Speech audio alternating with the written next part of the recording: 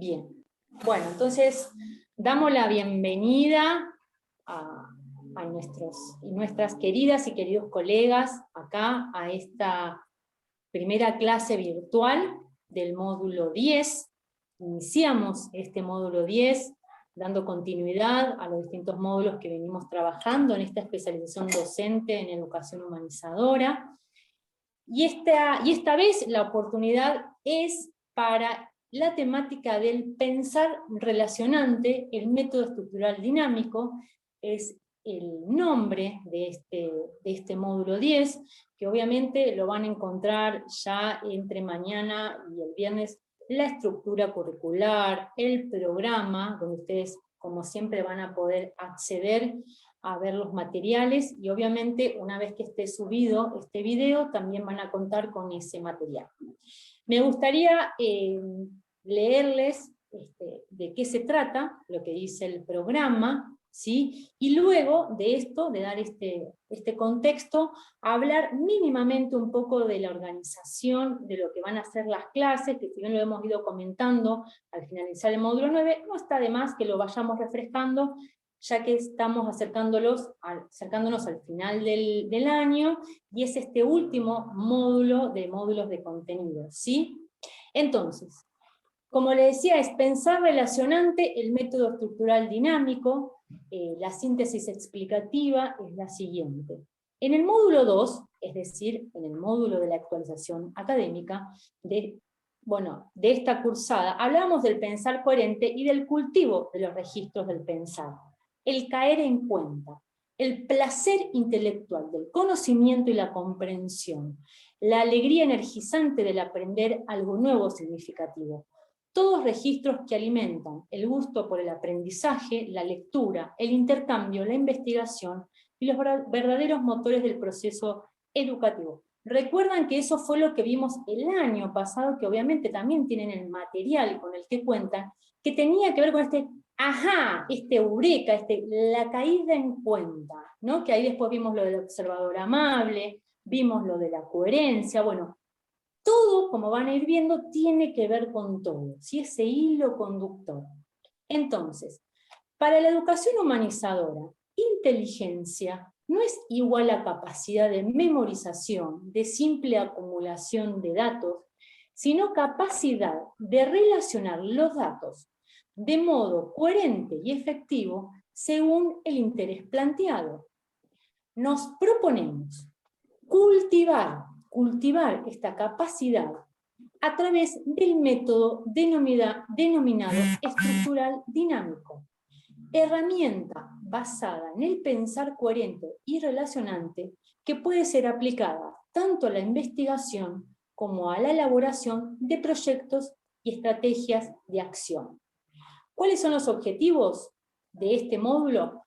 Profundizar sobre los registros del pensar coherente, desarrollando a través de un método de investigación adecuado una mirada estructural y dinámica que nos habilite a dar respuestas superadoras, eficaces e integrales dentro del proceso de enseñanza y aprendizaje. Los descriptores son el pensar coherente y relacionante en el contexto de la inteligencia integral, el pensamiento estructural dinámico y su método, teoría y práctica, trabajo en grupos con el método estructural dinámico, definiendo cada grupo el objeto de estudio e interés por los cuales trabajar, y la presentación en común de las conclusiones y reflexiones sobre la experiencia. ¿Qué quiere decir? Que nosotros en las clases virtuales, gracias a la presencia de Angélica, que es especialista, ahora la voy a presentar, del tema que viene investigando sobre este tema, nosotros y nosotras podamos verlo, la teoría, los conceptos, qué dudas, qué inquietudes nos va quedando, y ponerlo en práctica en las clases presenciales. La idea es que llevemos el método, ¿sí? Que armemos, a partir de esta definición del objeto de estudio y el interés, trabajar en relación al método estructural dinámico, que eso lo vamos a hacer en las clases presenciales. Por eso la importancia va a ser, si bien siempre fue importante la asistencia presencial, pero acá va a estar bueno porque además es muy importante porque vamos a trabajar todas las clases en relación a este tema, de armar en relación a este método estructural dinámico, donde la teoría la vamos a ver acá, ¿sí? Podremos ir anotando en las clases presenciales qué inquietudes, qué dudas, para después charlarlo con Angélica, y obviamente lo vamos a ir charlando también en las clases presenciales. Dicho esto, es decir, que nosotras y nosotros hoy iniciamos la clase virtual número 1 del módulo 10, después el sábado nos encontramos, ¿sí?, en la clase presencial, como siempre, 9:30 en el instituto, pasan 2 semanas, ¿sí?, es decir, que el jueves 11 nos encontramos en la clase segunda virtual, y después el sábado... ¿Está bien? No, estoy diciendo mal las fechas, ¿no? Ya me olvidé.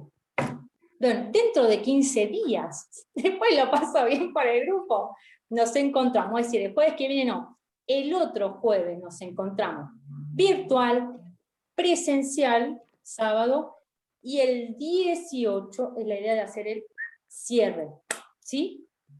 Con la instancia que va a ser presencial. Y ahí cerramos por este año y nos volvemos a encontrar luego, como siempre, febrero, mitad de febrero más o menos, pero el módulo 11 y 12 que va a estar relacionado al trabajo final, que es de investigación. Y esto les va a servir un montonazo, gran herramienta del método estructural dinámico. Bueno, entonces, ahora sí paso a presentar a Angélica Soler.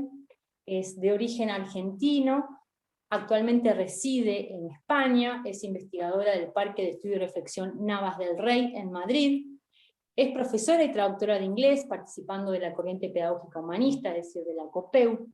Participa desde el año 1966 de la corriente filosófica social conocida como humanismo universalista, del pensador y guía espiritual Silo, y a participación que ha llevado a realizar trabajos de voluntariado en diversos países de África, Latinoamérica y Asia.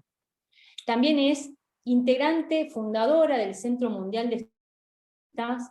Como tal, ha impulsado la difusión del método estructural dinámico en España, Inglaterra, Alemania y Hungría. Asimismo, ha dictado cursos extracurriculares en la Universidad Complutense en Alcalá de Henares. Ha escrito y desarrollado innumerables trabajos, seminarios y talleres, entre ellos el libro Una mami humanista, la visión procesal, la educación integral en épocas de cambio, el método estructural dinámico, y coautora de Aporte para una educación humanizadora. Bienvenida, Angélica, muchísimas gracias por estar acá, te dejamos, la clase es tuya, así que... Venga, gracias. Allá vamos. Bueno, muchísimas gracias por darme esta oportunidad de decir. Y además de hacerlo con mendocinos o residentes en Mendoza, que tengo un gran cariño porque viví en Mendoza hace muchas décadas. Quiero aclarar unas cositas primero. Llevo ya 20 años en España y mi forma de pronunciación se adaptó acá. Así que si pronuncio raro o no se entiende algo, levantar mano y pedir explicación, no se queden con dudas. La segunda es que viviendo en España, pues aquí es donde se inventó el castellano y eso del lenguaje inclusivo no lo terminan de digerir, lo tienen con pinzas. Así que si cometo errores, bueno, es la mala influencia de este medio. Y por último, un detallito práctico, y es que el tema es difícil. Empecemos por ahí, no lo vamos a edulcorar. Es decir, y para que se haga más dinámico y no sea un ladrillo, he dividido la clase en 3. Media hora, 20 minutos, media hora cada uno, donde vamos a ver explicación y preguntas y respuestas. Así que empezar a anotar preguntas de lo que no quede claro, que va a haber un espacio en cada sección. Si son muchas preguntas, bueno, hasta donde dé la media horita, pero intentaré responder. ¿Sí? Venga, vamos entonces con la primera parte. A ver, ¿por qué estamos hablando de un pensar coherente? Es decir, y de registros del pensar, eso ya sería más profundo, pero ¿qué es pensar coherente? Y ¿Por qué se nos ocurre esto? Porque acaso llevamos años y años en una civilización que se supone es más o menos coherente. Es que nuestra forma de pensar es incoherente. ¿Por qué hace falta esa coherencia? ¿Qué está pasando? ¿Es un problema personal? ¿Es un problema social? ¿Es un problema histórico? Bueno, el asunto es que pertenecemos a una cultura que está en decadencia, una especie de traje corporal que nos está quedando chico, que ya no encaja, y lo que antes era coherente para una etapa de la historia, ahora resulta que es incoherente. Entonces, ¿de qué civilización estamos hablando? No voy a las particularidades culturales, estamos hablando de una civilización que se ha expandido globalmente en todo el planeta. Hay un marco de referencia para pensar que se ha mantenido inalterable. Es aquello que heredamos de los griegos, fundamentalmente, la forma binaria y estática de pensar. A ver, reconocemos que ha habido muchos otros métodos académicos, científicos y demás, pero el gran marco cultural se ha mantenido, y es ese gran marco el que ahora está en discusión. Es decir, digamos de qué marco se trata, es Parménides puro y duro. Es decir, cuando se dice el ser es, el no ser no es, y no hay ninguno en el medio, el tercero excluido, estamos hablando de una forma de pensar binaria que se instaló en Occidente y que fue un gran avance en su momento. Epa, caramba, esa forma era muy práctica, se podía operar sobre la realidad, se la podía medir, se la podía calcular, y al no tener grises, era nada más que blanco o negro, al no haber grises en el medio, el tercero excluido no existió durante un buen tiempo, era muy fácil. Es decir, es una forma de pensar que le permitió a Occidente volcarse al mundo, desarrollar ciencia, desarrollar tecnología. Es decir, no es broma, las computadoras son binarias, las que usamos, no las que vamos a usar. Las que usamos son binarias, es bip sí, bip no, y con eso hemos podido llegar hasta la Luna. Es decir, hemos desarrollado ciencia, hemos desarrollado muchas cosas, pero a medida que esta civilización fue avanzando, este gran marco conceptual se fue quedando, bueno, ya está bastante obsoleto, pero digamos, que ponía más trabas que facilidades. Pero no es solamente la forma binaria. Y ojo, repito, no estoy olvidándome de todos los métodos científicos y académicos que se desarrollaron en 2500 años, pero pertenecen a ese gran marco. Entonces, cosas como el pensamiento inclusivo, la aceptación de la diversidad, no encajan en ese marco.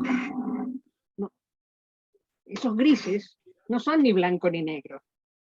Entonces, no hay cómo encuadrarlos, es una cosa nueva que está surgiendo. Se necesita otro tipo de enmarque de pensamiento para poder aceptarlos y desarrollarlos. Bien. El otro aspecto de esta forma de pensar es que es estática. Es decir, el pensamiento griego toma de la realidad, lo quita, lo abstrae, lo mide, y ya deja de fluir, deja de estar en dinámica. Al ser un pensamiento estático, muy práctico, señores, podemos hacer cálculos a corto plazo, pero impide el pensamiento procesal, la visión dinámica de procesos más largos, y pasan cosas como el calentamiento global, porque a nadie se le ocurrió pensar en más de 5 años, en aquella época en que comenzó todo esto. Se pueden hacer previsiones a corto plazo, y de hecho las grandes multinacionales van trabajando con marcos temporales cada vez más reducidos, pero es que trabajan con una forma de pensamiento que tampoco les favorece. Hasta ahí se entiende el pequeño problema que tenemos de que pensamos raro.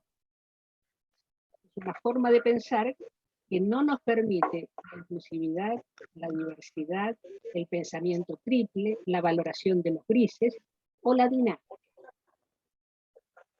Sobre esto va a tratar el método estructural binario. Exactamente sobre esto. Vamos a tomar otro asunto en consideración. ¿Qué pasa con las ciencias que este traje les quedó chico hace ya bastante tiempo? Por ejemplo, la física. La física cuántica, bueno, esos se han encontrado con problemas que no podían resolver de forma binaria, y mucho menos estáticamente. Todo el mundo conoce el famoso... perdón. Estoy escuchando unos sonidos. ¿Alguien dejó el micrófono abierto? Ahí está Angélica, ahí lo pude mutar. Bueno, todos conocen la paradoja de Schrödinger, o como quiera que se pronuncie. Esa de que el gato está dentro de la... está vivo, está muerto, o está vivo y muerto simultáneamente. ¿Sí? Bueno, han visto la serie de televisión que trabaja sobre eso. Pero se ha difundido bastante y es una forma de pensamiento triple. Angélica, discúlpame, ¿nos puedes contar sobre esto?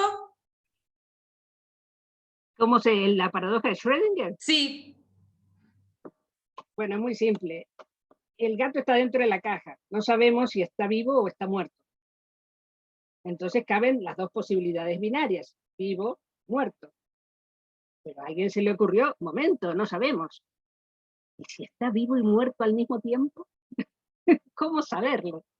Es decir, esa es la incorporación de los grises. Ya deja de haber blanco, negro. Aparece el gris. Y con esa forma de pensamiento triple, es decir, el sí, el no y el más o menos, se han desarrollado las famosas computadoras cuánticas, que por ahora están solo en laboratorio, pero que son capaces de procesar, claro, con un pensamiento triple estas vuelan. Cosas que antes nos costaría muchísimo tiempo con una computadora binaria, paso a paso, ahora estas, allá van. Y a medida que se van haciendo cálculos y demás, se van influenciando otras áreas. De hecho, en altas matemáticas hay métodos actuales que se parecen muchísimo a nuestro método estructural dinámico. Lo han tenido que hacer por necesidad, sencillamente porque lo binario les quedaba chico. En las ciencias sociales, que yo sepa, perdón, si hay vanguardias que ignoro, no se desarrollaron tanto los métodos, pero sí se desarrollaron valores. Es decir, en educación ya llevamos mucho tiempo valorando los grises. Aunque el gran marco de la educación sea aprobado, reprobado, y eso todavía se mantiene globalmente hablando, hay toda una valoración del proceso, de la capacidad, de la posibilidad de avance o no, de la decisión, del ánimo para avanzar, que en otras ciencias no hay. Pero lamentablemente en educación también nos enfrentamos a ese gran marco, no de blanco y negro y nada en el medio, ¿no? Tanto como valoración de notas, como el olvido de las necesidades de quien estudia, pero también como el emplazamiento del educador. Es decir, cualquiera que haya estado en educación infantil se arrodilla para estar a la altura del pibe, o piba, y lo trata desde allí. Pero a medida que ese ser humano va creciendo, resulta que ya nos arrodillamos menos. Cuando llegamos a secundaria ya no nos arrodillamos desde hace tiempo, y en la universidad para nosotros el podio, para ellos tomar nota. Hay todo un degradé, de todo un proceso de quietud de pensamiento, de imposición de creencias o de verdades objetivas, ¿no? Bueno, lo dejamos hasta ahí y vamos. ¿Qué pasa con el educador que se forma en una cultura de este tipo? Y lo siento en el alma, yo soy vieja, pero inclusive las nuevas generaciones se han formado dentro de este marco binario y estático. Es decir, en el día de hoy, un alumno de 14 años acababa de ganar una medalla de plata en una carrera estudiantil, me dijo, sí, yo soy uno de los perdedores. Oye, pero sacaste plata. Sí, sí, soy el más rápido de los perdedores, pero el único que ganó fue el oro. A mí se me revolvieron las tripas, es decir, es una forma de fracaso-éxito tan burda, tan inhumana, pero que está instalada en esa cabecita de 14 años. ¿No? Entonces las nuevas generaciones también la tienen. Argentina ha tenido un proceso de mucha movilidad educativa y superando paradigmas que aquí todavía están vigentes. ¿No? Aquí enseñar es algo serio. Se juega en el kinder, en infantil. A partir de ahí, seriedad. Tienen un gesto que es hincar los codos para sufrir, estudiar. Y eso que viene de las épocas franquistas no ha variado tanto. En Argentina ya pasó mucha agua bajo el puente. Pero sí se puede estar orgulloso de los procesos, de los cambios que se producen. Venga. Hasta aquí. Asunto binario. Posibilidad de pensamiento triple. Aceptación de grises. Pasar de lo estático a lo dinámico, ¿está más o menos comprendido? ¿Hay alguna duda? ¿Alguien tiene...? Yo quería preguntarte, Angélica, si también en ese sentido de lo que estás mencionando, vale contemplar también la moral, digamos, como buena o mala, por culturas que han, digamos, determinado qué cosas son posibles de ejecutar, qué cosas son buenas y qué cosas son malas. Si hemos estado pensando binariamente, también eso también ahora, las estructuras inclusive religiosas, por qué no decir también espirituales, también están puestas en jaque, o por lo menos miradas, digamos, desde la duda en este tiempo. Han aparecido nuevos valores, sí. Pero cuando la madre despide al niño en la puerta de la escuela, no le dice, cariñito, ¿vas a ser bueno, más o menos, un poquito malo el día de hoy? Le dice, vas a ser bueno, por favor. Esa mentalidad sigue existiendo. No hablemos ya del premio castigo, bueno, de todo el conductismo como rama que funciona, lamentablemente es muy eficaz, pero eso de que premio, castigo, y las cosas nunca salen de ese marco, ¿no? Mi propio nieto se olvidó la mochila, se olvidó la chaqueta, lo reprendieron, armó un escándalo en casa, resultado, no puede jugar al videojuego. Consecuencia, al día siguiente, lo vamos a buscar a la escuela. Aparecen los miembros de su pandilla a informar que el niño se ha portado muy bien y por favor que lo tengamos en cuenta por el castigo de los videojuegos. Y al día siguiente aparecen los no participantes de la pandilla, pero que también se enteraron, a afirmar que realmente el niño es un encanto, se portó muy bien. Es decir, toda esa pandilla, estoy hablando de 6 años, ¿no? Tiene perfectamente incorporado bueno, malo, castigo, premio, sin lugar a dudas. Es decir, ¿cómo hacemos para que esa generación pase al pensamiento triple? Aquí empezamos con otro problemita.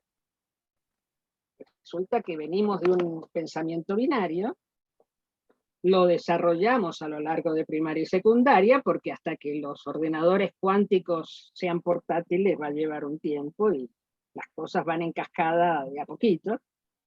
Y resulta que estas generaciones que estamos formando, cuando se estrenen en el ámbito laboral, se van a encontrar que aquí esto es triple, que aquí hay grises, que aquí, ¿qué pasa? Es decir, estamos deformando generaciones que se van a enfrentar a un pensamiento más evolucionado al crecer. Así que mejor empecemos rapidito. Porque no le estamos haciendo un favor a estas generaciones realmente. Angélica, yo por ahí parece filosofía, parece una clase de filosofía hoy.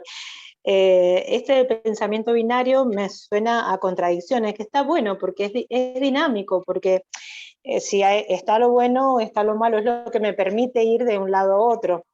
Lo que pasa que, bueno, como decís vos, esos grises me ayudan a creer en los procesos y a creer que para llegar de malo a bueno tengo que pasar por varias instancias que me ayudan a ese dinamismo, a esa estructura, ¿no? ¿No es cierto?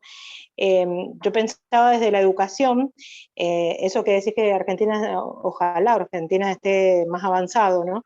En el tema de los grises, de estas estructuras más flexibles dentro de las escuelas, de las instituciones. Las instituciones son muy estancas y muy graduadas, y la verdad que salirnos de esos marcos es pensar realmente, ser coherentes en lo que uno piensa, en lo que uno va trabajando. Y, por ejemplo, eso que decías vos del juego, no sé, me vas llevando más o menos a dónde llego, pero en el juego, en el jardín, yo trabajo en escuelas donde son de mucha pobreza, mucha vulneración de derechos de los chicos, entonces la idea es que sigan aprendiendo jugando y que el aula se transforme en un espacio de juego. Y que no está mal ni bien, que puede pasar de que hoy me sienta así, mañana me sienta, y que hoy aprenda un poquito más y mañana no sé si puedo aprender. Y ahí están los grises, donde decir, bueno, no está ni bien ni mal. Y si me porto hoy, no sé, me pongo a llorar porque me empuja, estoy hablando desde un niño, no la mirada de un niño, no importa, no está ni bien ni mal. Yo te lo estoy hablando desde un lugar de arriba, yo soy supervisora y me encantaría que eso pasara, pero esas contradicciones están buenas porque es la dinámica que te da esta estructura de ir caminando, ir creciendo, de no estar tan estática. Ese marco estructural que decías vos sea más flexible. No, eso, he ido anotando por ahí. Y ese pensar coherente tiene que ver con el sentir, el pensar y el hacer, no esa coherencia que tenemos que tener para actuar en la vida. Eso. Tal cual. Uh-huh. ¿Hasta aquí estamos claros? ¿Nos atrevemos con la segunda parte? Porque ahora sí vamos al pensamiento triple. Entonces, la visión estructural, el pensamiento triple. Y les voy a dar primero la peor parte, la más difícil, la filosófica, y después vamos a los ejemplos y a ver cómo se trabaja. Pero el ladrillo dice así. La visión estructural consiste en comprender que todo objeto de pensamiento, estudio, claro, se encuentra dentro de una estructura condicionante, se relaciona con otros objetos con los cuales comparte ese ámbito, y como todo está en estructura, también actúa como estructura condicionante de todo aquello que la compone. Esto suena chino mandarín, pero se puede entender. Todo objeto, ejemplo, esta mano mía, se encuentra dentro de una estructura condicionante, que es mi anatomía, mi cuerpo.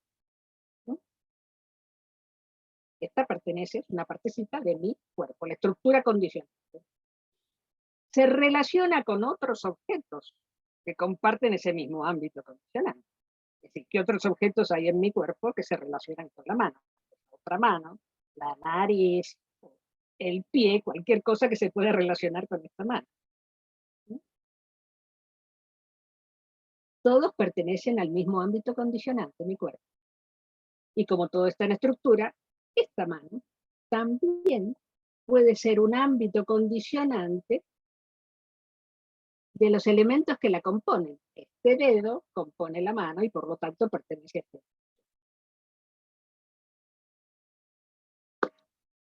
Es decir, si queremos estudiar o comprender algo, debemos tener en cuenta la estructura que abarca, las relaciones que se establecen y los elementos compositivos, la parte de los componentes, los detalles. A ver, este sum es una estructura condicionante. ¿No? Dentro del sum estamos Andrea, Rosana, Flavia, Belén, Laura, bla, bla, bla, bla. Y nos estamos relacionando de alguna forma entre nosotros. Es decir, porque se presta atención, porque no se presta, porque se escucha o porque no se escucha, pero relaciones existen. Y dentro de esa estructura, cada uno de nosotros, que somos un componente, un detalle de eso, también tenemos componentes internos. Nuestra capacidad de comprensión, nuestras reflexiones, nuestras preguntas. ¿El ladrillo está más digerible o más o menos? Un poco. Pero seguimos con la visión estructural. A ver, antes de entrar al método, vamos a ver la triple visión. La triple visión es esto que acabamos de decir, una estructura condicionante, unas relaciones y unos detallitos. Pero si nosotros lo queremos aplicar en escuela primaria, por ejemplo, y no le podemos enseñar todo el método estructural dinámico porque es grande, ya en secundaria sí, pero antes no, tenemos que usar metáforas más apropiadas. Vamos a ver. La visión de detalle. La visión, dijimos, ámbitos condicionantes, relaciones y detalles. Venga. ¿Cómo podríamos llamar a la visión de detalle? Bueno, alguien bastante poético le llamó la visión del labriego. ¿Sí? Un labriego, un labrador, ve las cosas en detalle, porque si no las ve, es que nunca va a poder cosechar nada. Es decir, si no se fija cómo caen las semillas, en la vida va a crecer la planta. Si no está preocupado de regar o de suministrar agua, tampoco van a crecer. Es decir, un labriego está siempre preocupado de la sequía, la lluvia, y el tipo de semilla, qué semilla va a usar, cuando las podan, cuando no las podan. Esta visión de detalle está bastante difundida en nuestra civilización. Cualquiera que haya trabajado en finanzas con tablas de Excel, todos los detallitos. Normalmente, cuando uno tiene un problema, lo enfoca desde los detalles, no lo enfoca desde las relaciones o el proceso. Lo más normal del mundo es ver las cosas con detalle. ¿Qué tan precisos sean los detalles? Y bueno, ahí vamos. Pero, a ver, pongamos un ejemplo. Un chico con problemas de aprendizaje. ¿Qué piensa la educadora? Lo primero que se le ocurre. Bueno, ¿será que es demasiado joven? ¿Será que tiene problemas en los ojos? A lo mejor está miope y el chico está leyendo a poca distancia. ¿Es que será dislexia? Detalles del chico. Esta es necesaria, es una visión necesaria. La visión del labriego es necesaria en cualquier ámbito de estudio, pero no puede ser la única. Vamos a ir con las otras visiones. Vamos con la segunda visión, la visión de las relaciones. La visión de las relaciones se puede llamar poéticamente la visión del aviador. ¿Y por qué el aviador? ¿Qué se le ocurre? Bueno, porque el aviador está por ahí planeando sobre los campos y ve la diferencia entre este campo con este. ¿Y por qué este tiene más agua y el otro no? ¿Por dónde está el río?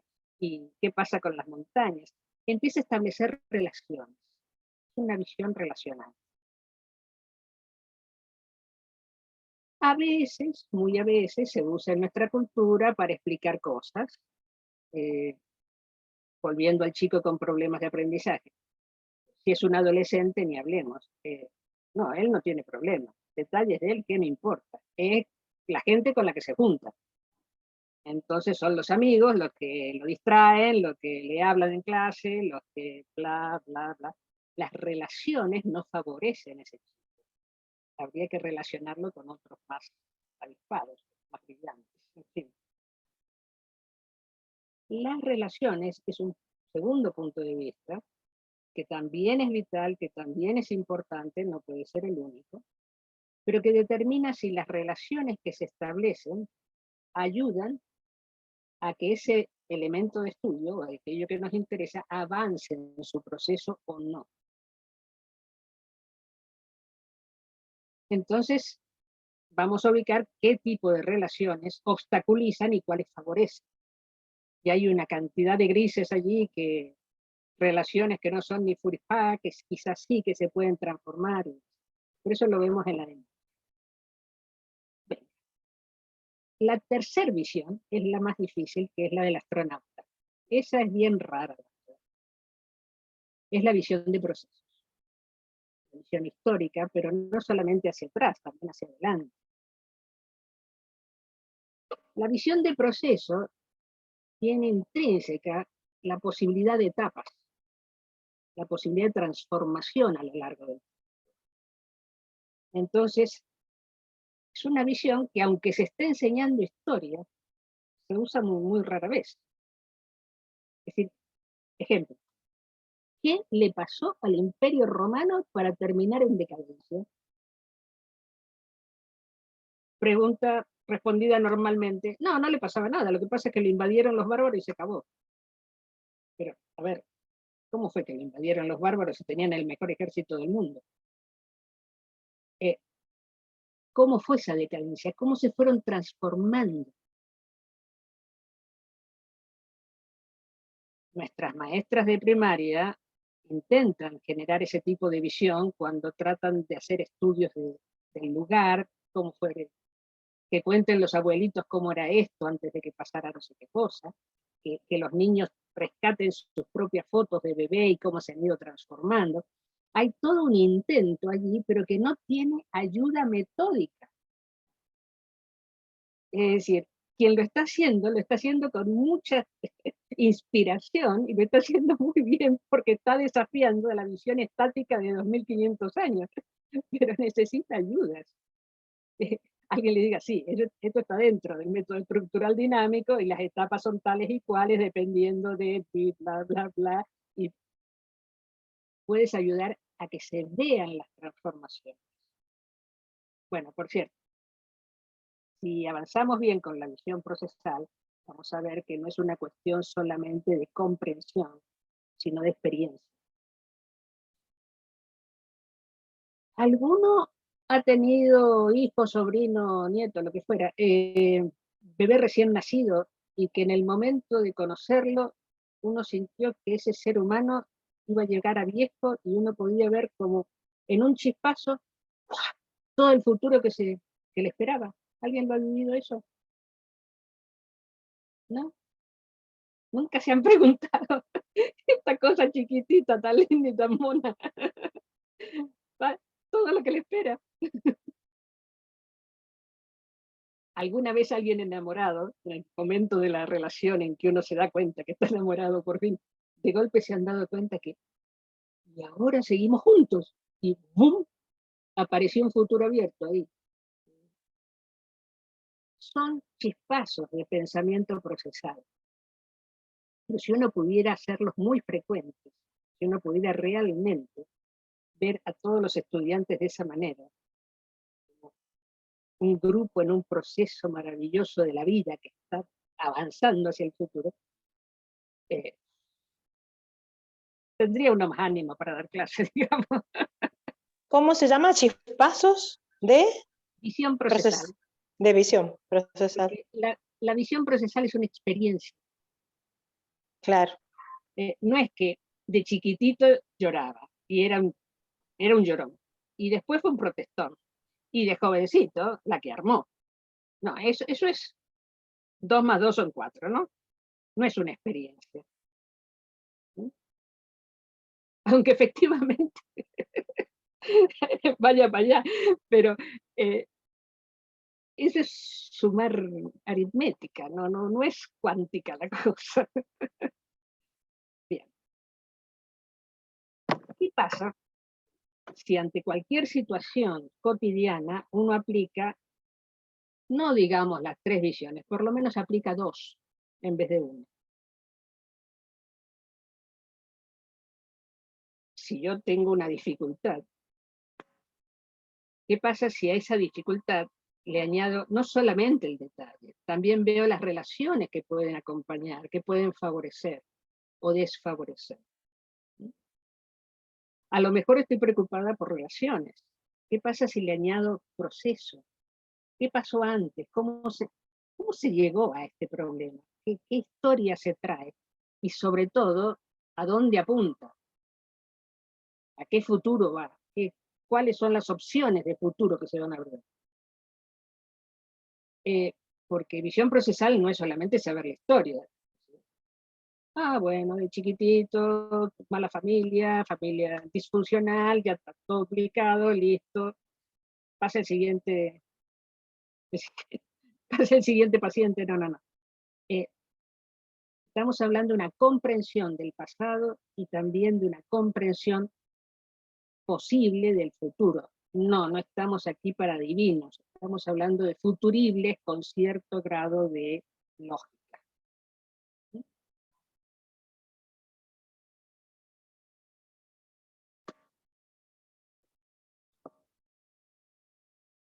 ¿Qué tan difícil sería aplicar 2 visiones, o quizás 3, a situaciones cotidianas? Y aquí vienen la pregunta y la respuesta. Vamos.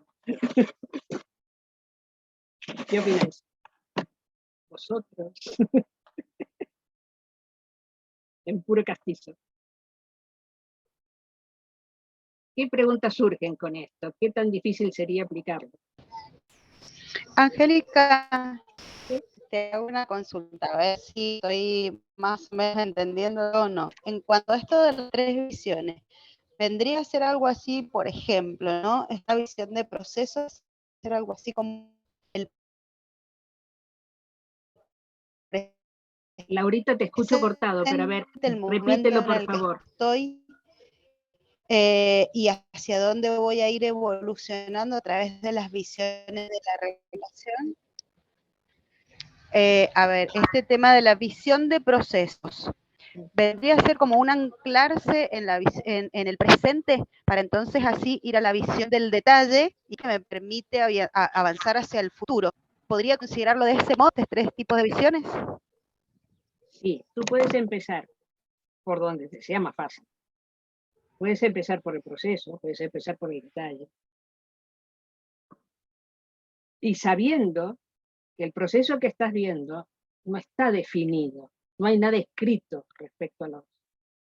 No hay destino para el ser humano, aunque los momentos de libertad sean pequeños, no hay destino.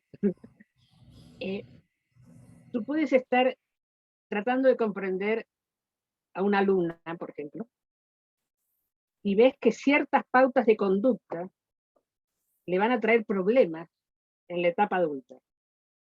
Por más que uno las disfrace de que son cosas de la edad o fases, se está viendo una dirección clara que le va a traer problemas.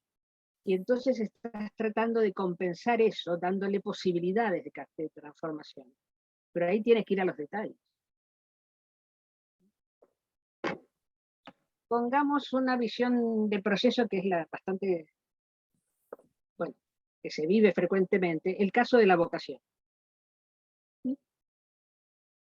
Hay quienes tienen mucha suerte, yo no la tuve, que tienen una vocación clara, manifiesta,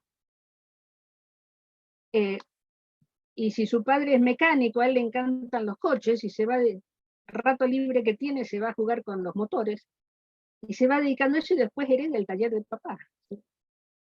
No hay problema allí, no hay... Hola, Vivi, ¿cómo estás? ¿Le gusta? Que por mañana me voy a tomar el 59, ¿puede ser? Pasa que mi mamá tenía que hacerse Entonces, pero hay alguna gente como yo que no tenía claro para nada la vocación, tenía múltiples intereses y cualquiera podía ser interesante. Y entonces, ¿cómo prever, cómo colaborar para la expresión, para que se vaya desarrollando aquello que le resulta fácil, que le gusta profundamente, que le tiene un gran encaje con eso? Cuando el propio personaje ni lo sabe. Es decir, tener visión procesal significa tener mucho respeto por las alternativas, por las posibilidades, y saber que las alternativas que uno ve están siempre cogidas con pinzas, porque no sabemos el futuro. Porque esa persona puede darle un giro a su vida. ¿Se entiende un poco más o la estoy embarullando? Sí, sí, sí, sí. Sería algo así como el dejar que la vida vaya fluyendo y ir analizando en el detalle eso que vamos viviendo para saber hacia dónde vamos a ir. ¿Estoy acertada ahí? Correcto, te faltó un detallito. Apoyándonos en las relaciones positivas que nos ayuden. Porque solito Bien. y de los pelos no avanza nadie.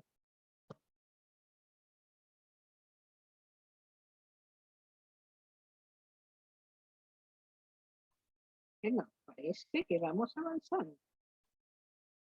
Yo les quiero proponer ahora un pequeño ejercicio. A ver. Cada cual se concentra en una situación difícil propia o de alguien que a uno le importa.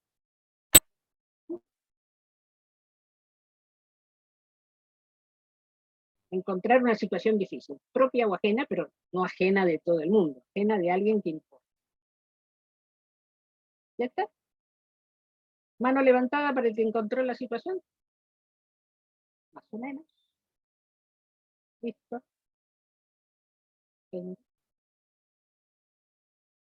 Ok. Allá vamos. Ahora, cada cual define los elementos compositivos, los detalles de esa situación. ¿Qué me pasa o le pasa a esa persona? ¿Qué elementos míos de esa persona colaboran con la situación?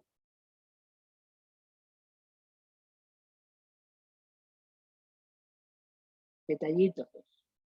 ¿Yo entiendo esa situación? No la entiendo bien, no tengo datos. Así es. Detalles importantes.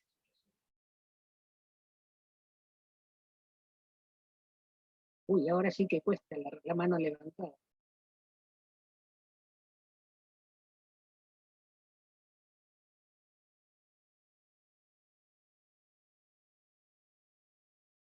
Quizás no debí decir situación difícil, a lo mejor situación difícil provisoria, ¿no? No se metan con un problema grande, sino con uno más chiquitito. Hasta aquí vamos. Venga. Siguiente paso. Relaciones de esa situación. ¿Qué relaciones me ayudan o le ayudan a la persona que me importa a superar esa situación? ¿O qué relaciones profundizan las dificultades? Relaciones que ayudan, relaciones que obstaculizan.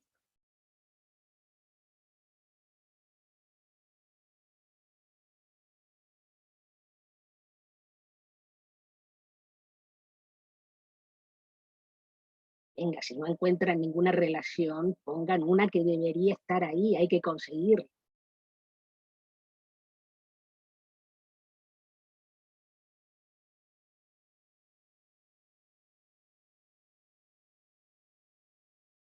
Si mi suegra es tremenda, a lo mejor mi cuñado me ayuda.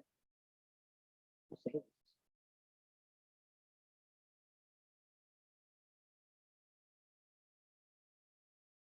Relaciones.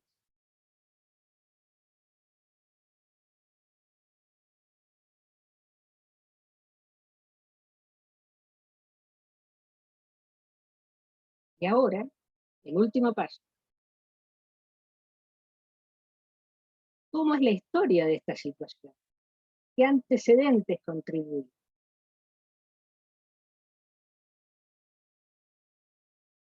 ¿Cómo se podría modificar? Si se modificara,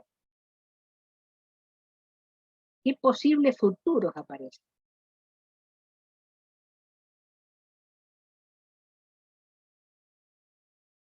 ¿Será el momento oportuno de hacer algo o no? Todavía no. Más adelante.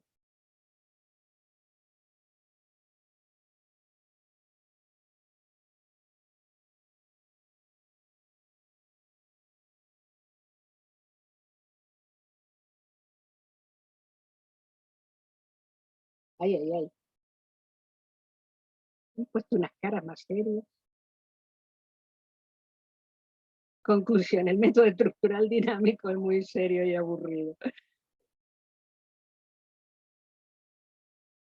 Venga, ahora miren, o recuerden, porque no, algunos han escrito, otros no. Recuerden los detalles, las relaciones y los posibles futuros. ¿Qué visión tienen de la situación? ¿Ha cambiado? ¿Como la veían antes? ¿No ha cambiado? ¿La siguen viendo igual de horrible?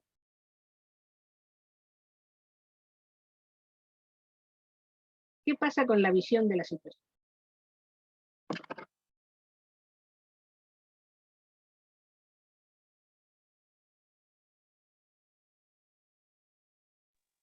¿Yo puedo decir algo?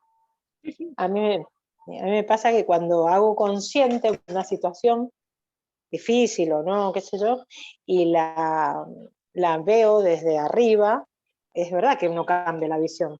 Decís, pucha, al final no era tan grave como yo pensaba. Que si puedo hacer algo para cambiar el futuro de esa situación, ay, no sé si la tengo tan a mano del futuro dependa de mí. Puedo sí sentirme que, bueno, estoy más aliviada porque ya está, ya la hice consciente y ya sé que no depende de mí lo largo del universo, que se haga cargo otro de que si se cambia o no, cómo será el futuro. ¿Que puedo modificar la visión? Sí la puedo modificar. El futuro no. Claro. Y eso me tranquiliza también. ¿Alguien más? ¿Alguna experiencia?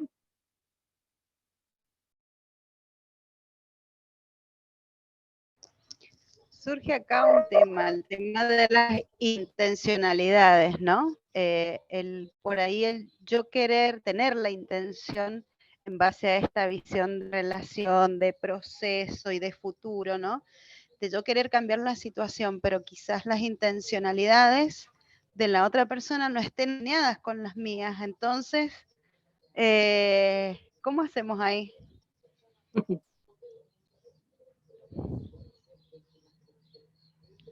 Reconocer posibilidades. Ok. Sí. Es probar distintas alternativas, distintos procesos y distintos tipos de relaciones. Sería así, ¿no? Como que todo influye siempre en todo. Uno puede ofrecer esta visión que uno tiene y la gente verá, pero la intencionalidad existe. Y es muy poderoso, muy poderoso.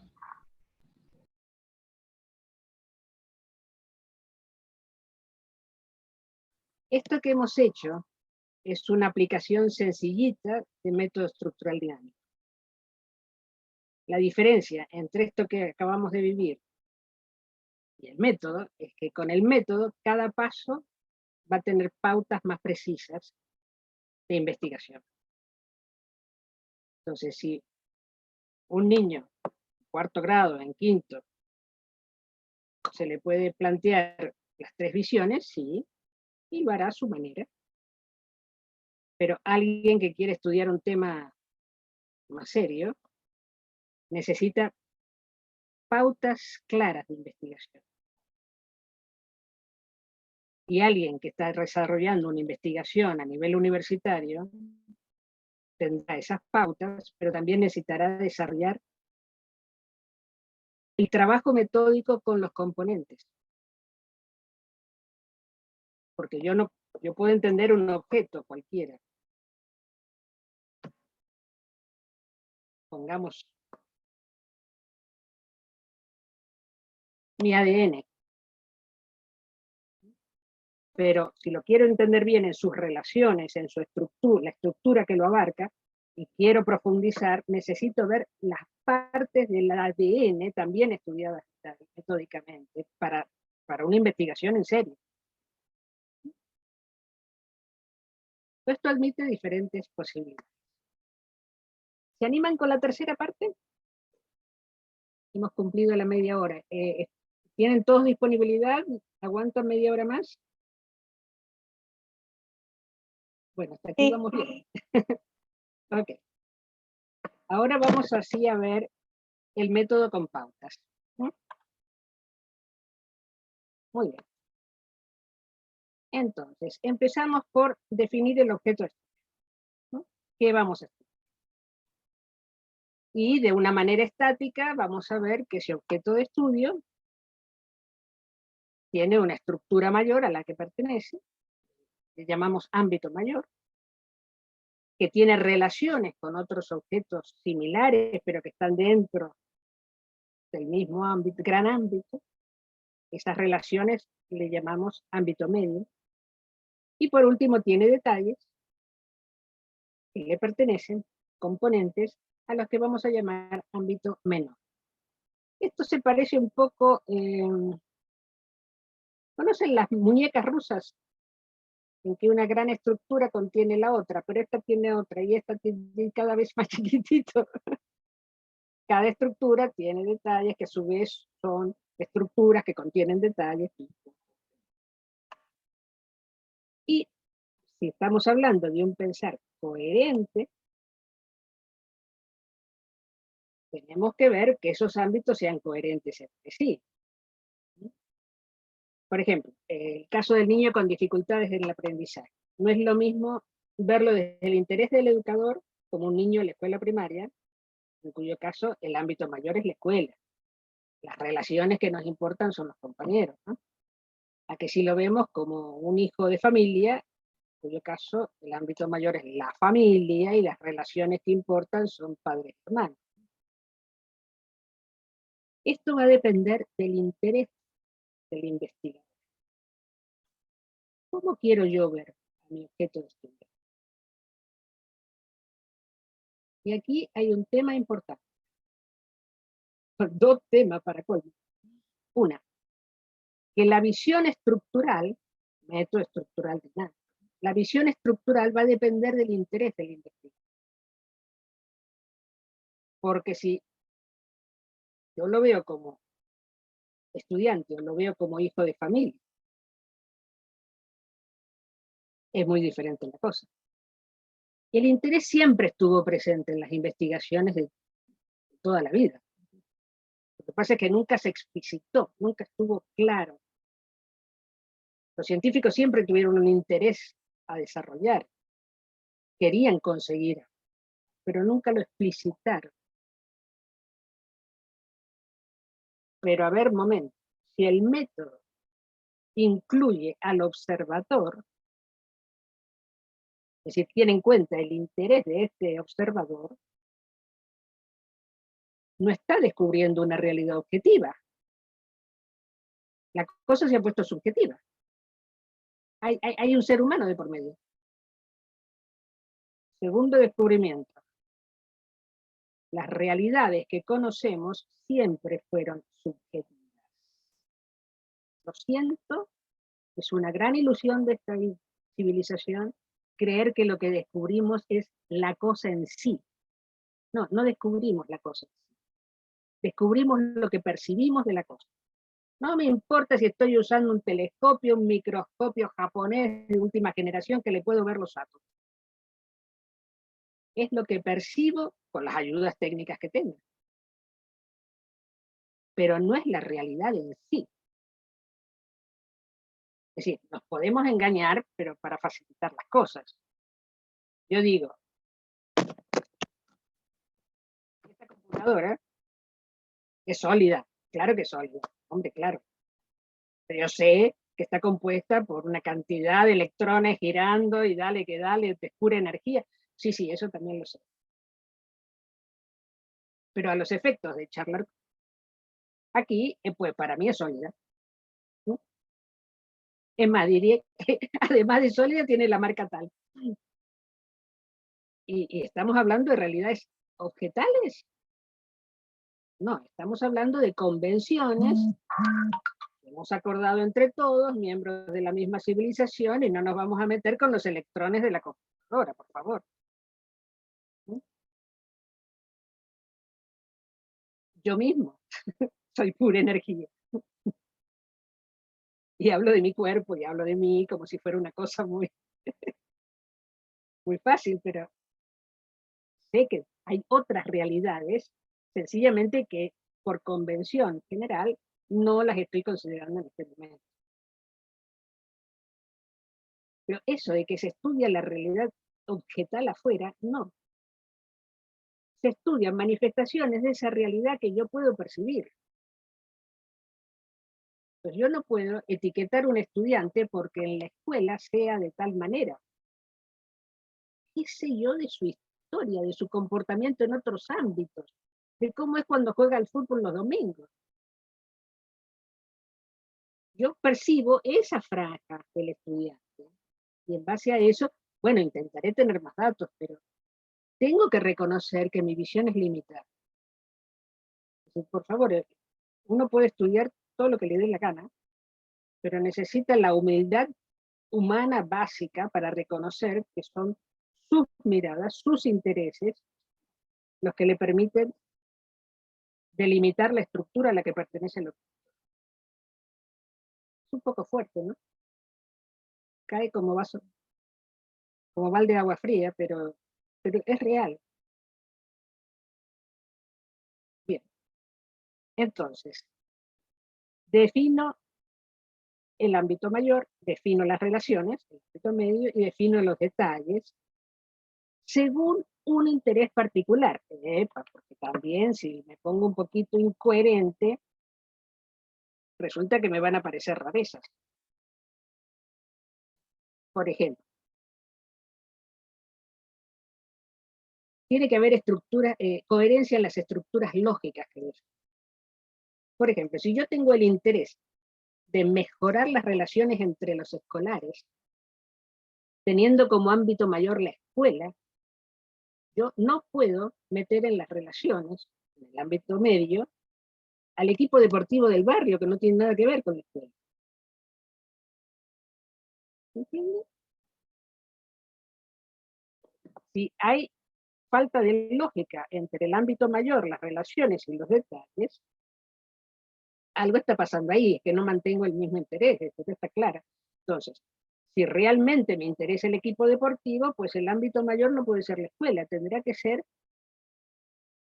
el área, el gran barrio, donde la escuela es un elemento más.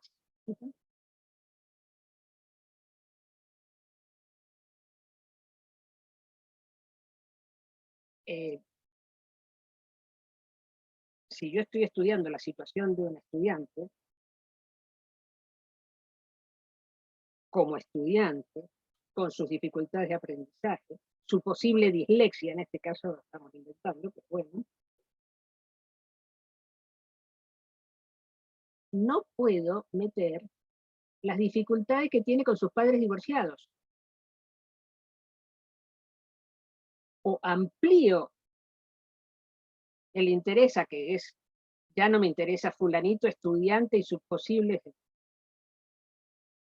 investigaciones, desarrollo profesional, sino que tengo que agrandarlo a fulanito como ser humano en el mundo en este momento.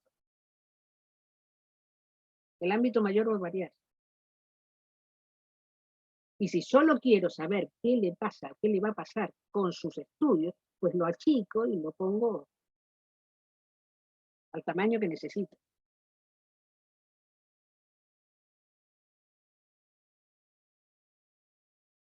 Hay un gran amigo que decía que cada vez que se equivocaba de lógica, que metía cosas que no tenían que ver con el interés o detalles que eran de otro lado y no correspondían con el estudio en el método, decía que él sentía que le chirriaba vidrio, que masticaba vidrio.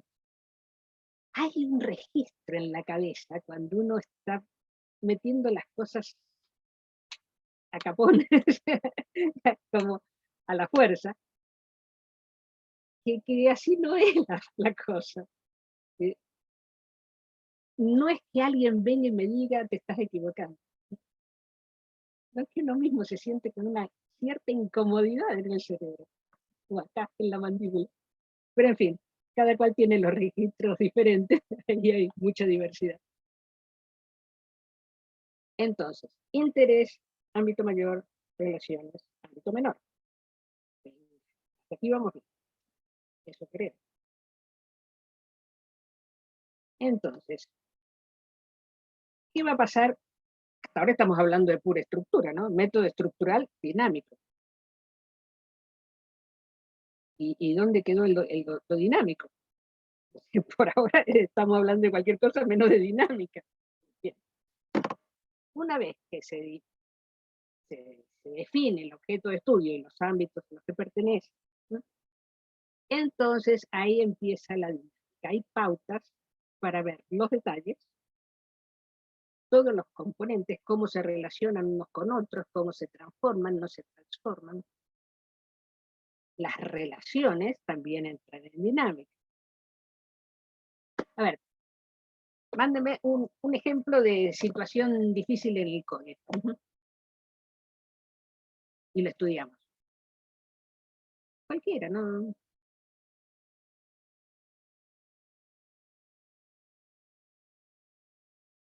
Pero tenéis los micrófonos apagados, ponerlo, abrirlo primero.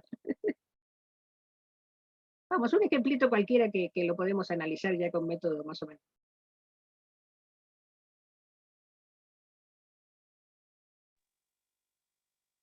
Ay, que no quiero hablar siempre yo, que diga otra, otro ejemplo. Pero bueno, puede ser en alguna situación escolar, que hay millones en la escuela todos los días, por ahí algún problema de violencia entre, qué sé yo, entre compañeros o entre pares de adultos, de agresión, qué sé yo, no sé. Porque sí, chicos con dificultades también hay muchos. Ahora se les llaman las trayectorias débiles. Los chicos que realmente tienen trayectos más lentos para aprender. En eso se los acompaña porque bueno, tienen otros procesos de aprendizaje. Pero una situación así que irrumpe en la vida escolar por un problema de maltrato. Se está usando mucho ahora el tema de acusar a los varones de abuso, los docentes varones.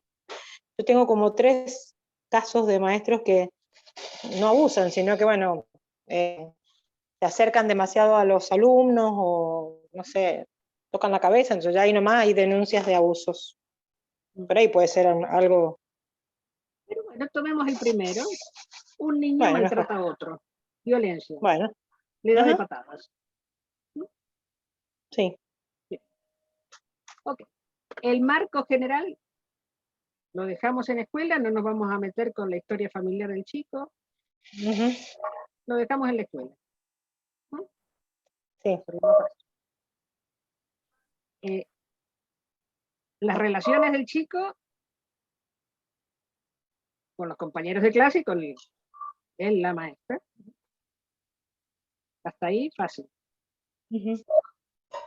Los detalles del chico. El chico es brillante. O del hecho en sí de la violencia que pasa en el patio de la escuela mientras juegan. ¿Esa puede ser el detalle? Sí, pero no. Nuestro objeto de estudio es el niño violento. Que se relaciona con otros niños y que está dentro de la escuela. Hasta ahí. ¿Qué elementos, qué detalles hay adentro de ese niño?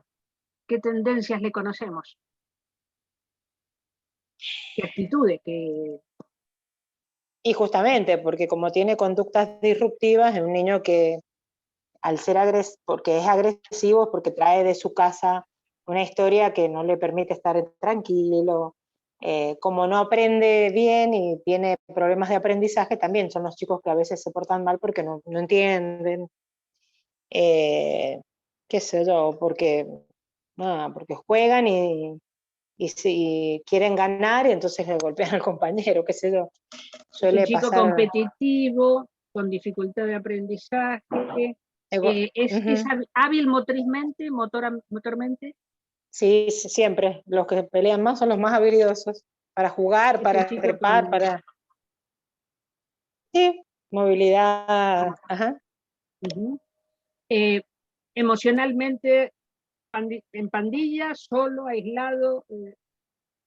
Bueno, pongamos que esté solo.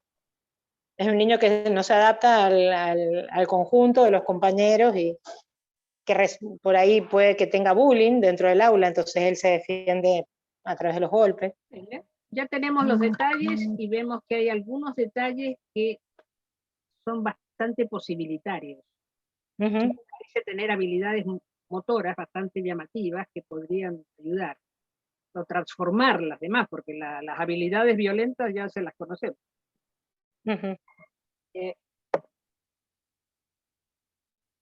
Puede ser que la violencia sea una expresión catártica, de desahogo, pero que no saben causar.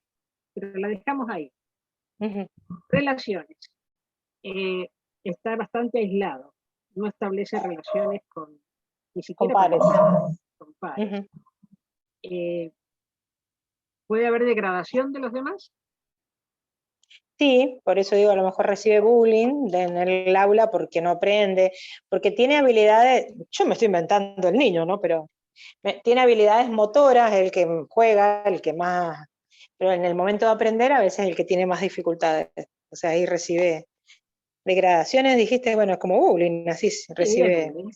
Bullying puro y duro, es decir, esas son relaciones que empeoran la cosa.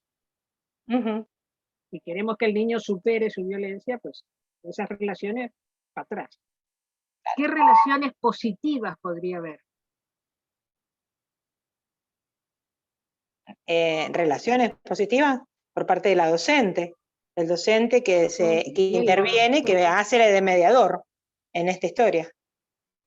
Es el que se acerca en el patio o trae ese problema del patio, lo trae al aula, que sería lo ideal, para ver qué pasó, qué relaciones necesitamos mejorar, qué situaciones, cuál es el interés del juego para que hubiera un problema de violencia. Creo que el docente es el más indicado. Esa sería una relación positiva. ¿Hay alguna otra relación positiva? ¿Hay alguien que intente acercarse a él o que sea suficientemente grandote como para no tenerle miedo? Puede ser algún compañero, una compañera, alguien que haga también de mediador entre él y el mundo que sí, como un mediador entre él y sus compañeros, que puede ser un par más, otro compañero. Puede ser un par más, pero puede colaborar. En escuelas alternativas, esto se resolvía en una reunión de quejas, digamos, donde el chico podía expresarse y los demás también. Y digo que he visto reuniones de quejas de niños de 5 años, donde reflexionaban la responsabilidad del conjunto en mantener la violencia, ¿no? En no poder transformar la violencia de uno de los pares. Pero bueno, eso se necesita un cierto ámbito donde se pudiera expresar y comunicar las cosas. Veamos la historia. ¿Cuándo empezó este asunto? Sigo inventando. Sí, vale. Aclaremos, el método solo se aplica si hay datos, ¿eh?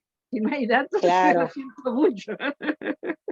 Es un método, no es una creación de información. ¿Cómo puede haber empezado esto? Yo creo que empezó en el aula, cuando justamente su problema de aprendizaje lo lleva a no tener alta autoestima, un reconocimiento de sus compañeros, una posibilidad de ser uno más con los otros. Entonces, como él es tan hábil físicamente y es más rápido y juega, va al patio en la hora de recreo y se desquita con todos sus compañeros que saben y que hacen todas las tareas bien. Entonces, bueno, además de que se podría ensayar un poco de pautas morales, nuevas pautas morales, de que el que la hace, la regla, por ejemplo. Pero no como culpa, sino como desandar el agravio, digamos. ¿Para dónde apunta este chico?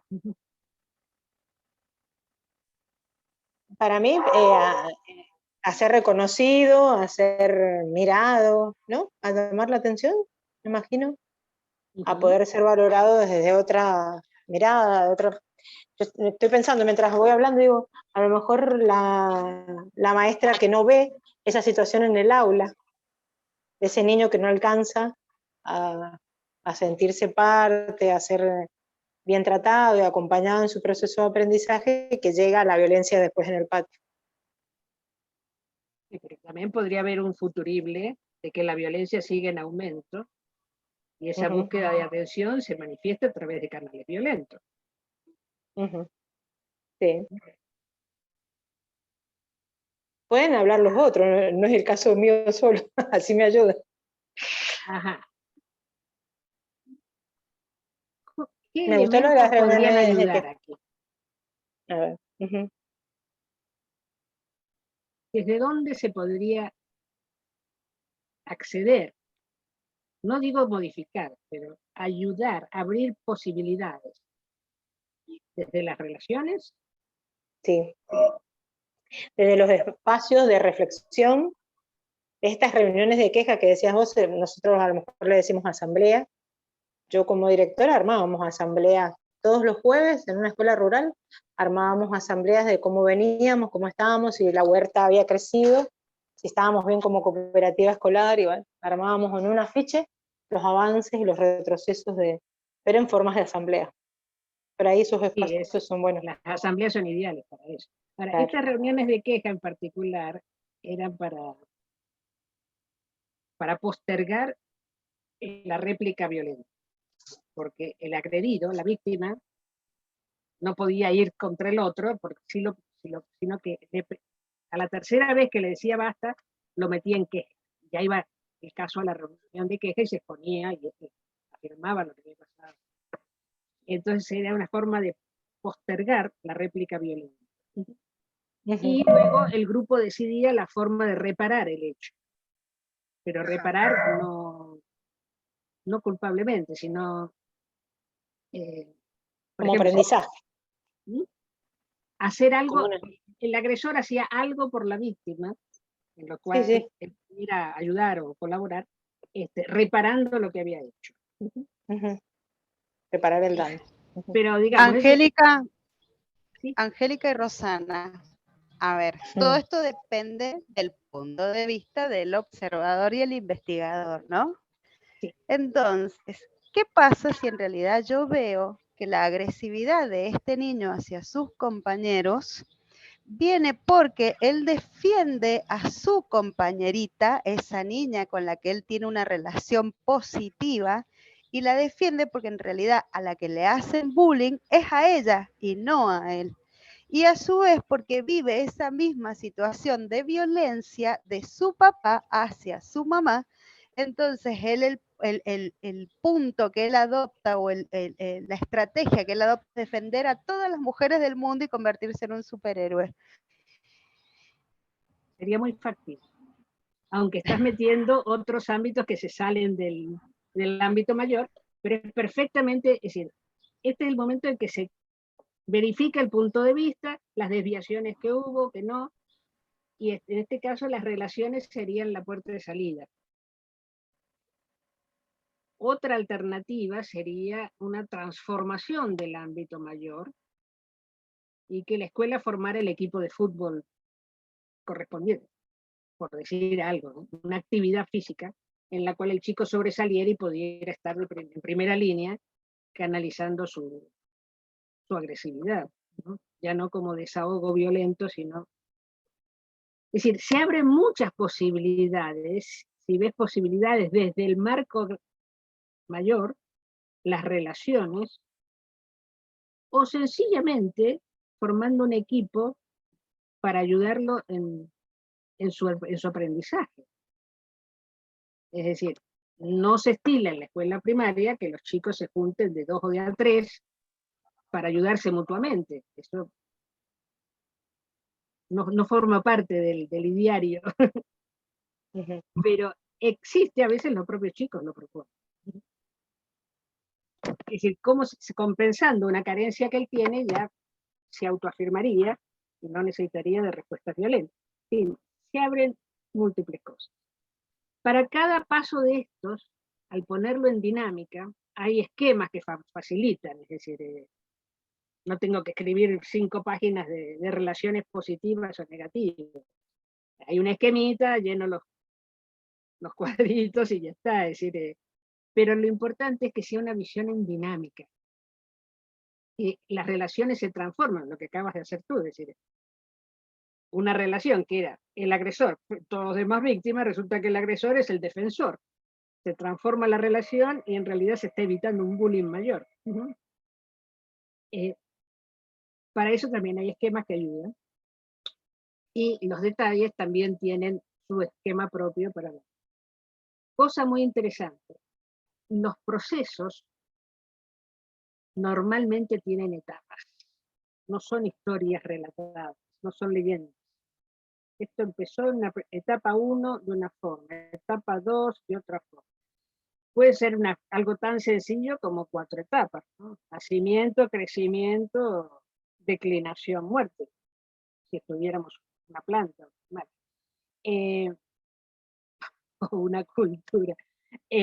Pero si uno quiere entrar en detalles de las etapas y verlo en profundidad, se hacen 3 grandes etapas con subetapas. Uno lo puede profundizar como hasta donde quiera, ¿no?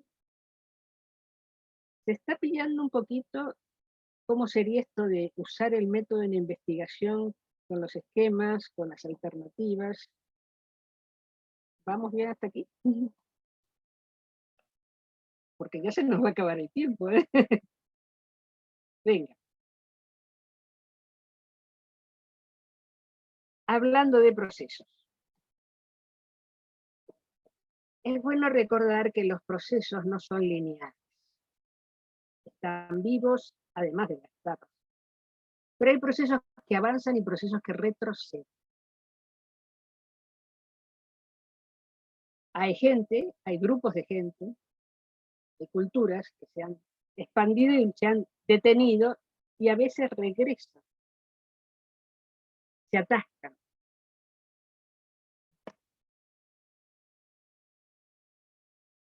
¿Alguien conoce, y lo lamento por el elemento discriminatorio a la mujer, ¿alguien conoce a una mujer que fue muy bonita de jovencita y que se sigue vistiendo, maquillando y comportándose como si fuera la niña bonita de la clase? A los 50 años, por ejemplo. Esto es una simplificación excesiva, ¿eh? Eso no significa que ese proceso se haya detenido, pero externamente parece detenido y regresando. Hay procesos que se atascan y hay procesos que saltan a nuevas etapas. Y esos saltos de etapas son interesantísimos porque se pueden prever. Antes del salto de etapa hay una aparente inmovilidad de la situación o de los comportamientos. No se ve que vaya a pasar a otra etapa y resulta que por dentro están pasando muchas cosas. Hay gran movilidad de los componentes. En la decadencia del Imperio Romano, por ejemplo, había cantidad de sectas y religiones, había una gran movilidad de imágenes, de idearios y todo aquello, y aparentemente estaba el imperio ahí muy tranquilo y en plena decadencia, por cierto, ¿no? Pero aparentemente quieto. Suele pasar en las parejas, bueno, hablo de mi experiencia, yo no sé los demás, pero cuando se ha terminado ya una relación y se mantiene nada más que el cascarón, lo que yo viví fue que había múltiples intereses, de golpe profesionales, relaciones, había muchísima movilidad de cada cual, pero no en conjunto. El aparente bloque estaba ahí, permanecía, hasta que el divorcio dijo, bueno, aquí ya, aquí no hay nada que hacer. Cuando un conjunto está a punto de cambiar de etapa, hay gran movilidad interna, pero aparentemente no pasaría nada. Entonces es bueno poder pillar los momentos oportunos, porque es precisamente en los cambios de etapa donde se pueden introducir los cambios.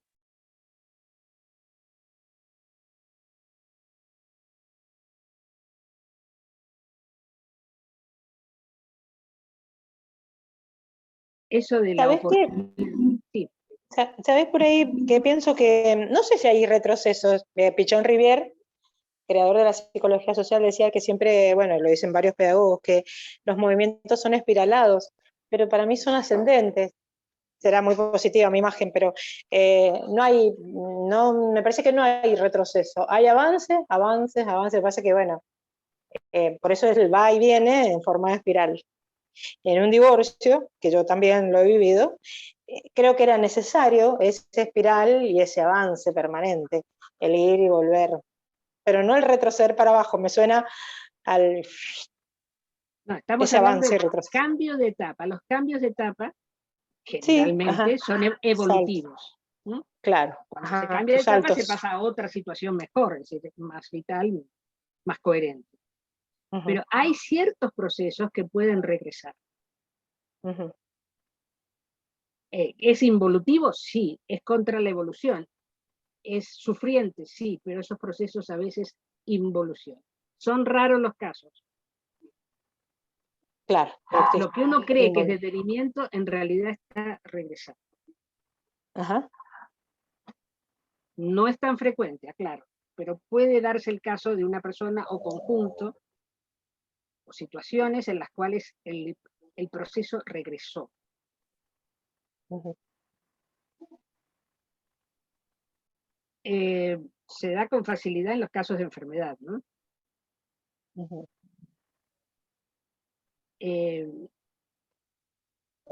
No es el caso, por ejemplo, del Alzheimer. El Alzheimer es un proceso que simplemente decae. Después de su expansión, termina decayendo. Hay procesos, lo normal es cambio de etapa y evolucionar. Pero a veces hay imposibilidades o accidentes que inhiben esas nuevas etapas, ¿no?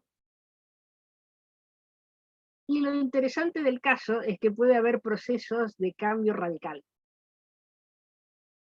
Es decir, un proceso, la oruga que se transforma en mariposa, ¿no? Es decir, algo que apuntaba como gusano y resulta que termina volando por todas partes.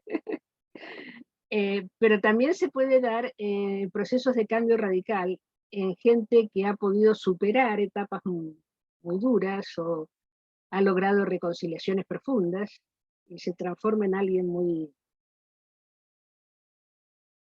muy inspirador.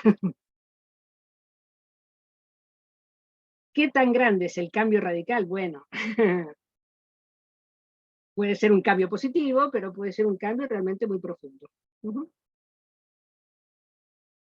Entonces, es interesante estudiar esto de los procesos y meterse con ejemplos y verlo, porque abre muchas puertas, abre muchas posibilidades.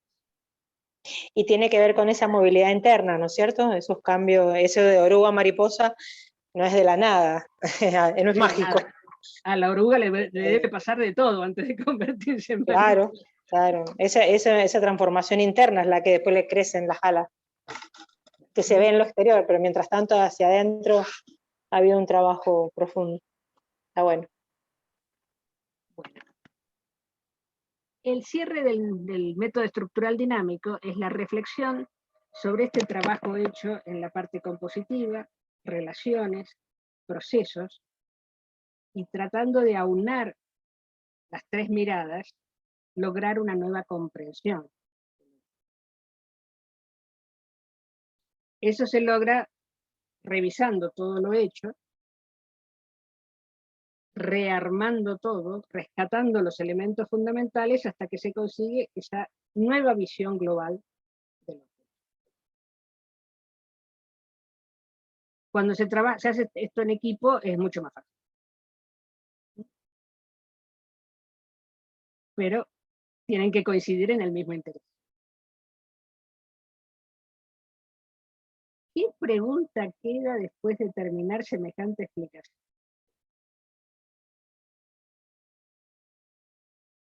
Está abierto el chat, si quiere escribir, si no quiere hablar. ¿Puedo por ahí ser pensaba, Contreras? Hoy parece que es tu estoy rol. de Contreras. Hoy es tu rol. Sí. A ver, hablamos de esto de los cambios, ¿no? Ay, no te escuchamos, Laura. Ya has mutado.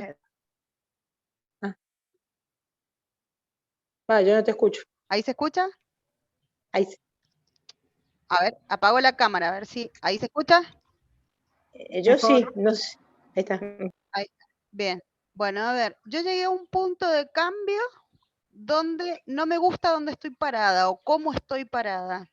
¿Puedo hacer este mismo proceso de llegar a la conclusión de por qué evolucioné de esta forma, haciendo el camino a la inversa, yéndome hacia atrás para analizar esas relaciones, esos detalles, y ese interés que tengo en este momento para reconocer el por qué llegué a este punto en el que estoy, que no me gusta o que no me gusta lo que soy? Sí. ¿Esta dinámica me puede servir para eso también, este proceso dinámico? Sí, absolutamente. Bien. Es preferible empezar el trabajo metódico por el proceso, porque si uno conoce toda la historia y quizás los posibles futuros, uno dice, bueno, yo ahora quiero estudiar este momento de hace 4 años. ¿Qué pasó exactamente? ¿Cómo eran las relaciones? ¿Qué pasó? O quiero estudiar qué puede pasar dentro de un mes. Yo elijo el momento de estudio.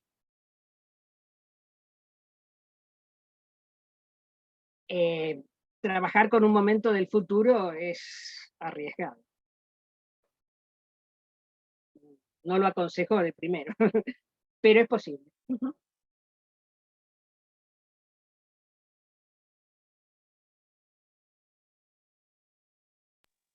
También está que cuando hemos hecho el proceso y hemos llegado de la oruga a la mariposa, no estoy pensando, y uno cree que ya terminó, y no, se viene otro desafío, otro ciclo, de otra dinámica, porque viene otro interés, y no se acaba nunca, hasta que nos morimos.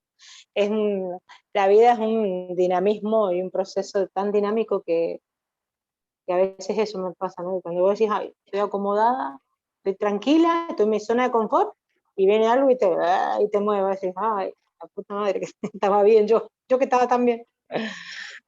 Perdón. Todos los comienzos de etapa se parecen, todos los finales se parecen también. No son iguales, se parecen, tienen elementos comunes. Pero el momento ideal más oportuno es o al principio de una etapa, que uno tiene más libertades, ¿sí? O cuando empieza a declinar la etapa, cuando se acerca el nuevo cambio. Ahí es cuando hay momentos más oportunos que otros. Yendo a procesos personales, obviamente el medio es muy, muy fuerte y la libertad individual suele ser reducida. No decir nula en muchos momentos. No hablo solamente del medio, hablo también de las urgencias personales, las compulsiones personales. Hay momentos más oportunos que otros para pegar el salto. Para pegar el salto.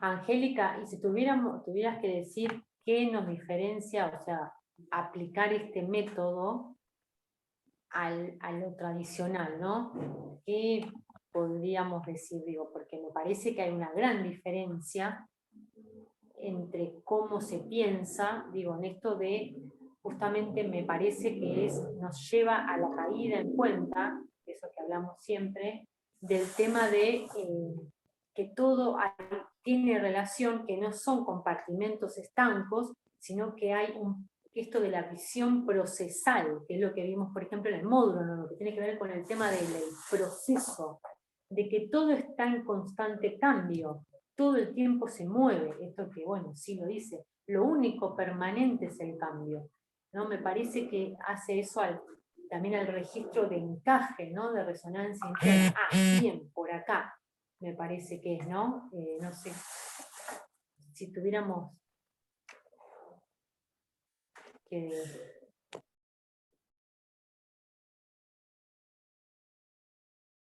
Cuando uno estudia bajo las pautas binarias o estáticas, queda un sabor de, lo entiendo, pero también de qué puedo hacer con esto, qué poca posibilidad de implementación, de transformación tengo, simplemente lo conozco.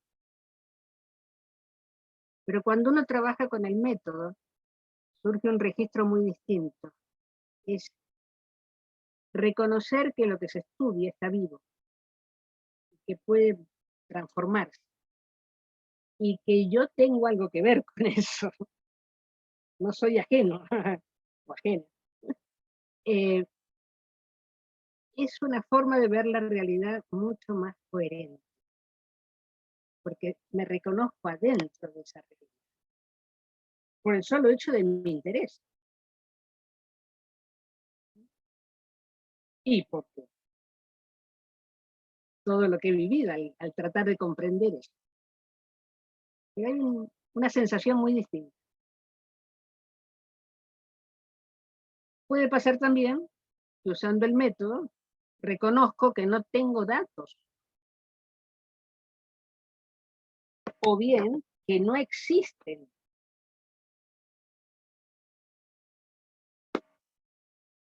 Supongamos que estudio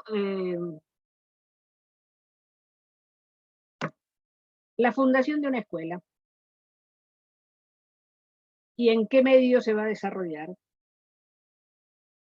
Y resulta que no tengo ninguna relación ni con las entidades burocráticas, ni con los gobiernos, ni con todos los que otorgan permisos. Tengo nada más que relaciones con educadores y padres. Y al ver la carencia de relaciones, digo, caramba, para que esto funcione, si quiero fundar una escuela. Bueno, vale, menudo proyecto. Tengo que ampliar mis relaciones porque esto no va a vivir si no es legal. ¿Qué futuro le espera si no tiene los permisos? Angélica, nosotros ¿Cómo? tenemos una experiencia con la Ceci, que está acá presente. Don Cecilia, una experiencia así tal cual la estás contando. No sé, que acá en La Valle, bueno, vos conocés Mendoza, sí. En La Valle La Valle llegando a San Juan, había una comunidad que todos los chicos iban a las escuelas albergues. Se quedaban 9 días albergados y volvían a su casa 5 días. Cuando venía el micro a buscarlos, los chicos lloraban, extraña, bueno, lo que es tan antinatural la escuela albergue que por supuesto que otros iban contentos, pero no todos lloraban, pero los padres reclamaban una escuela cerca de los puestos, de los lugares. Nosotros entablamos una relación para un Día del Niño. Llegamos a festejar el Día del Niño a La Valle, con pantalla, con películas, con juguetes, y no habían niños, estaban todos en la escuela albergue a 30 kilómetros de distancia, y festejamos el Día del Niño con los papás y con bebés, los niños menores de 4 años, porque los otros estaban en las escuelas. Entonces empezamos a tener relaciones con esa comunidad, acompañándolos, y empezamos a dar clases de adultos abajo de ni siquiera son árboles, son algarrobos, bueno, la flora es bien de La Valle, y dábamos clases, y se fue generando una comunidad de aprendizaje donde se construyó la escuela, y el gobierno escolar dijo, si ustedes quieren inaugurar la escuela, la levantan. Bueno, con los padres, aparte armamos rifas, armábamos un montón de cosas para juntar plata y construir esa escuela con donaciones y todo. Se construyó el edificio, porque ya la comunidad estaba. La Dirección General de Escuelas de acá de Mendoza inauguró la escuela, y los niños, parte de esos niños dejaron de ser albergados, y actualmente existe la escuela que van y vienen. Hubo un interés ahí, y una movilidad social impresionante, y nosotros como educadores viajábamos todas las semanas a dar clases voluntarias, en forma voluntaria, y bueno, eso. Me acordé cuando estabas contando. Pues sí, se puede aprender mucho porque no hay determinadas relaciones y hay que construirlas. Tal cual. O transformarlas. Claro.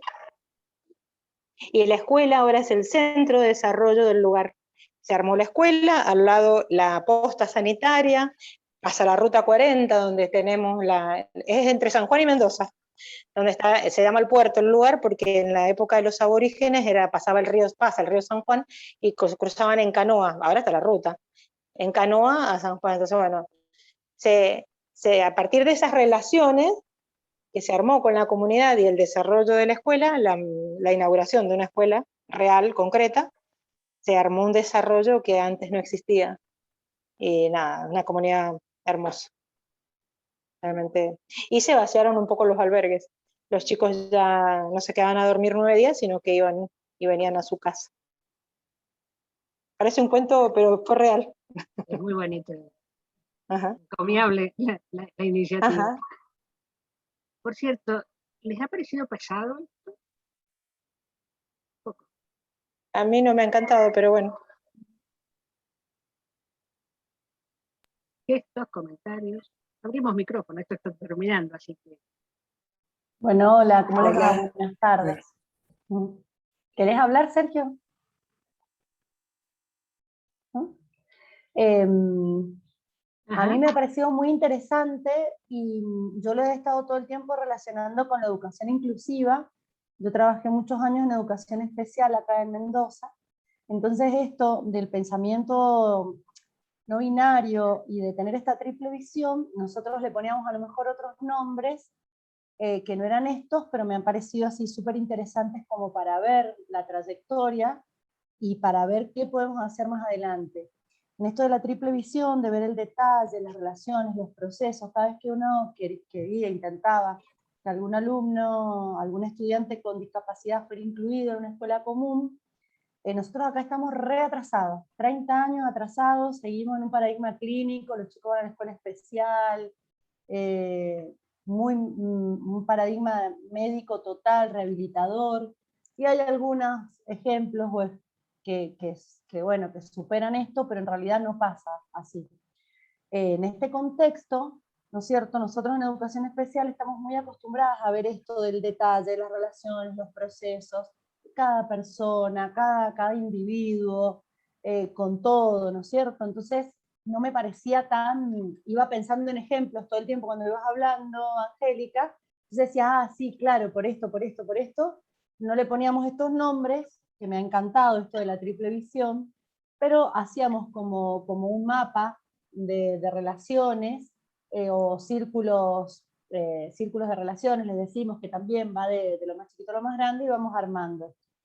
Así que para mí ha sido muy útil, es muy enriquecedor poder ponerle nombre, y pensaba en si todas las personas estuviéramos formadas en este método, cuando un chico va a ser incluido en una escuela, no sería tan tremendo ni nada, porque vos podés ver el detalle, las relaciones que tiene, los procesos, esta visión de futuro que vos querés para él o para ella. Entonces a mí me gustó eso. Lo que pienso es que la contradicción o la tensión con la escuela común, donde se supone que queremos, pero que en realidad no lo hacemos.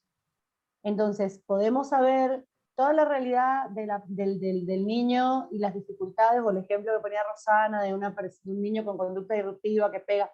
Sabemos que tiene problemas en la casa, sabemos que tiene una discapacidad, nos hacemos las comprensivas y las que sí. Entonces decimos, esta escuela es inclusiva, este grado es inclusivo, pero en el fondo, sácate, no es igual a los demás, no puede ser evaluado como los demás, no va a seguir el ritmo, no aprende, chau. ¿Viste? Vuelve a la escuela especial o queda excluido dentro de una misma aula, haciéndonos los inclusivos. Y con esto también de que no tenemos tiempo y vamos como rápido, entonces yo decía, una escuela común con 30 chicos, un chico con discapacidad o con problemas serios de aprendizaje, cuando se juntan o cuando la maestra puede hacer esta triple visión, aplicar el método. O sea, si está entrenado en la experiencia, puede a lo mejor como así más rápidamente. Pero la verdad es que se lo veía así como difícil en una escuela común, con muchos chicos, o las profes acá de secundaria que tienen 500 escuelas, 500, entonces como para hacer este análisis tan como específico y tan amplio y tan rico y tan esperanzador también de la persona, de los problemas o de lo que sea. ¿Se entendió? Sí, yo te entendí, Ceci. Hola, buenas tardes para todos. No puedo prender mi cámara, no sé qué pasa. Y último intento, a ver si puedo. Ahí está. No la podía prender porque mi cámara sabía que estaba hecho un desastre y no me quería mostrar. Bueno, ya está, ya me la jugué y me mostré. No me miren. Bueno, interesantísimo todo. Yo lo quisiera relacionar con una dificultad propia que creo, ¿me escuchan bien? Porque yo me veo congelada, ¿sí? Con una dificultad que en general tenemos los docentes, que es específicamente el tema de la investigación. Creo que la investigación no forma parte ni de nuestra formación, ni de nuestros procesos cotidianos que llevamos a cabo. No investigamos en general, por supuesto que hay casos particulares. La investigación no es parte del proceso de enseñanza, no la tomamos como un elemento vital, medular, que necesitaríamos para enseñar. Eso por un lado. Creo que esto está muy relacionado con paradigmas que en general también tenemos los docentes, o por lo menos los docentes de mi edad, que son el positivismo, esto de lo dado, de lo no cuestionado, de lo que tengo que reproducir y no parar y analizar, sino que simplemente lo reproduzco. Bueno, eso decía por un lado.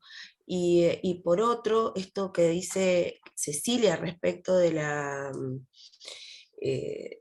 educación inclusiva, yo lo veo, Ceci, como un problema en general que tenemos, una situación en general que tenemos.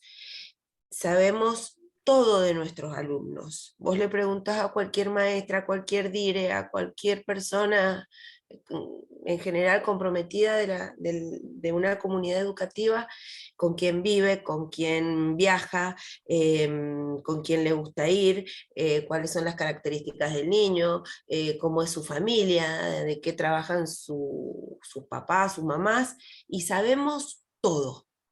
Ahora, a la hora de actuar, seguimos actuando a través de una prescripción curricular generalizada, de manuales, de actividades para todos lo mismo. Es decir, esa diversidad y esas realidades que conocemos, no actuamos en consecuencia. Está bien, las conocemos desde un lugar que no sería el método. Como dije recién, esto es me parece que tenemos un gran déficit los docentes en ese tema. Ahora, aún sabiéndolo con sistemas menos científicos, con llegadas menos científicas, con datos concretos de la realidad, aún así no intervenimos de acuerdo a esa realidad. Es lo que más o menos yo he estado pensando en esta charla. Me ha llevado a reflexionar sobre estos temas, ¿no?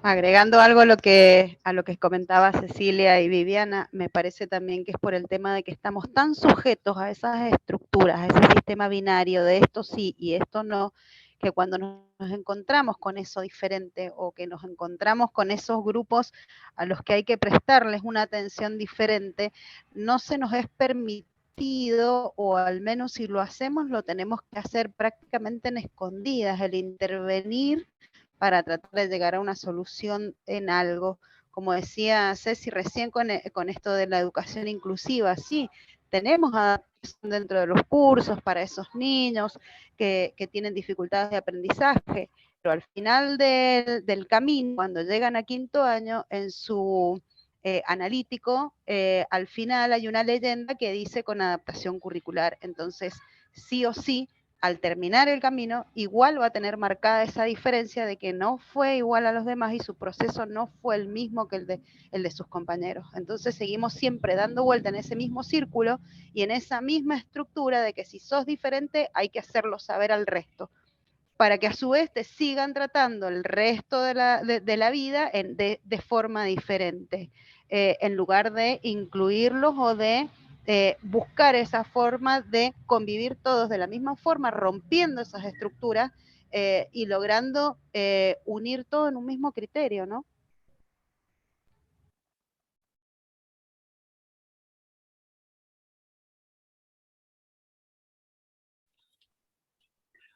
Yo quería agregar, así como también de lo que a mí me ha gustado de este momento que hemos tenido para compartir y también de poder compartir las experiencias, me vienen estas ideas del observador amable que mencionábamos al principio.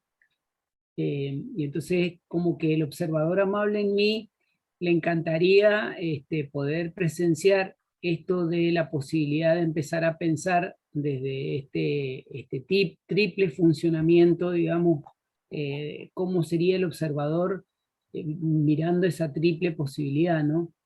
Y que pueda ser capaz de poder captar ese dinamismo de los grises en las relaciones, ¿no? Entonces, esta idea como, quizás no es futurista, pero sí como que es un proceso, pero la idea de ir como acercándonos cada vez más, saliendo cada vez más del paradigma binario o dual, yo le llamo más bien dual, del bueno y del malo, y poder mirar desde un lugar, digamos, saliéndonos del campo de batalla, ¿no? Esto de las guerras permanentes, en todos los ámbitos, acá en Argentina, eso, bueno, quizá Angélica lo hayas vivido también, es muy típico nuestro, ¿no? Desde lo deportivo, River Boca, Argentina Brasil, o no sé, desde ni hablar hoy por hoy de lo político, ni hablar hoy por hoy de lo administrativo, ni hablar esto de escuelas públicas versus escuelas privadas. Bueno, en todos los sentidos estamos como haciendo, aunque sea hasta inconscientemente, esa división. Y me encantaría que el observador amable en mí pudiera empezar a presenciar esa triple posibilidad, ¿no? Esto del tercer excluido, que ya no esté tan excluido como decía Parménides al principio, salgamos o saltemos a Parménides y ya veamos un Heráclito, ¿no? Que nunca estamos en el mismo río todo el tiempo. Entonces, bueno, como que esa idea me queda como a nivel esperanzadora, como posibilidad. Bueno, eso quería comentar.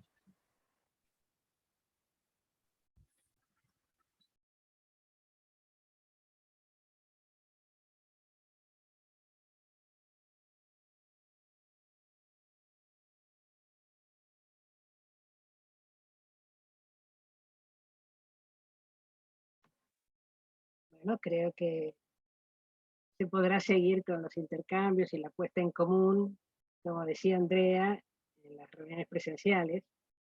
Creo que da para bastante.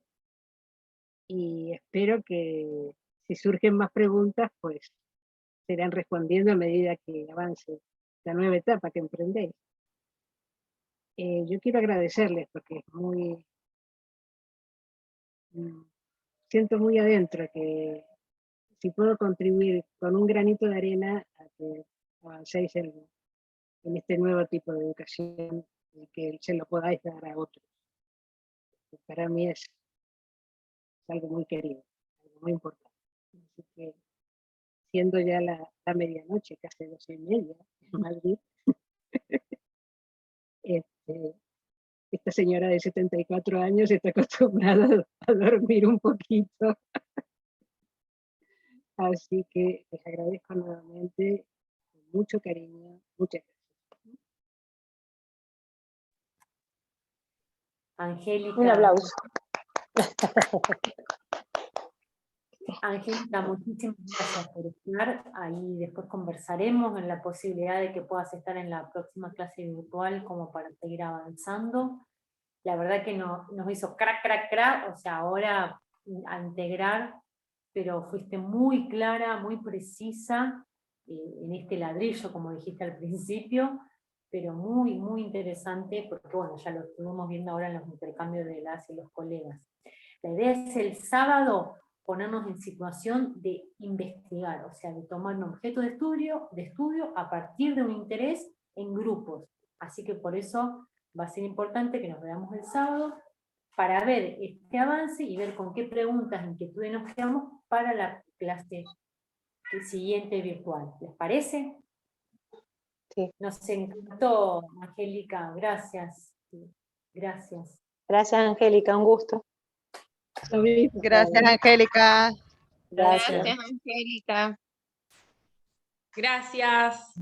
Gracias. Gracias. Oh.